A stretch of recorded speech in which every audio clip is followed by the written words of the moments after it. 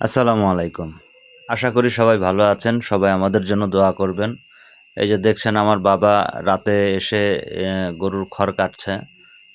রাতে তাদেরকে খাবার দিতে হয়। ছোট, ছোট করে খড় কাটছে এবং এগুলোকে গরুকে দেওয়া হবে। আর গরু এই জিনিসগুলো খুব মানে পছন্দের খাবার এটা।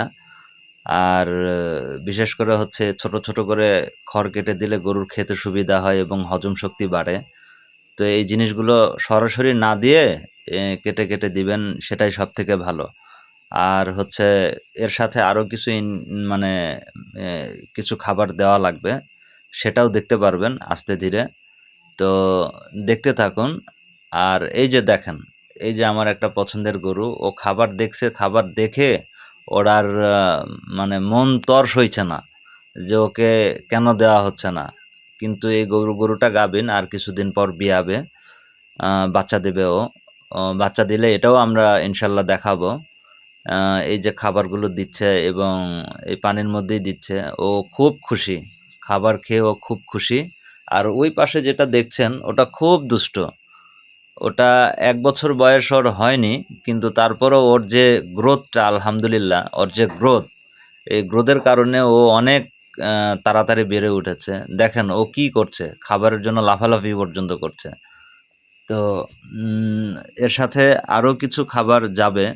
দেখেন ও উঠছে। ও কই উঠছে ও দেখেন।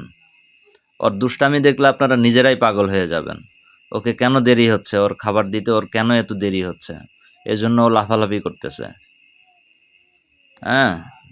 আ দেখেন ওকে খাবার দেব, খাবার দেওয়ার সাথে ও কি করে দেখেন। দেখেন ওর দুষ্টামিটা একবার দেখেন।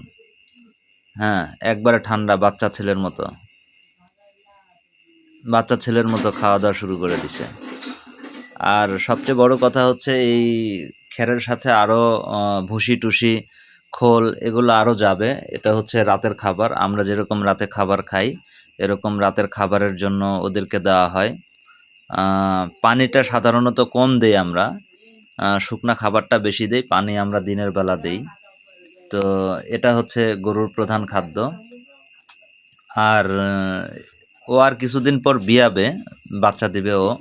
বাচ্চা দিলে সেটাও ইনশাল্লাহ আমরা দেখাবো। আর হচ্ছে দেখেন ও খাবার খেয়ে কতটা খুশি।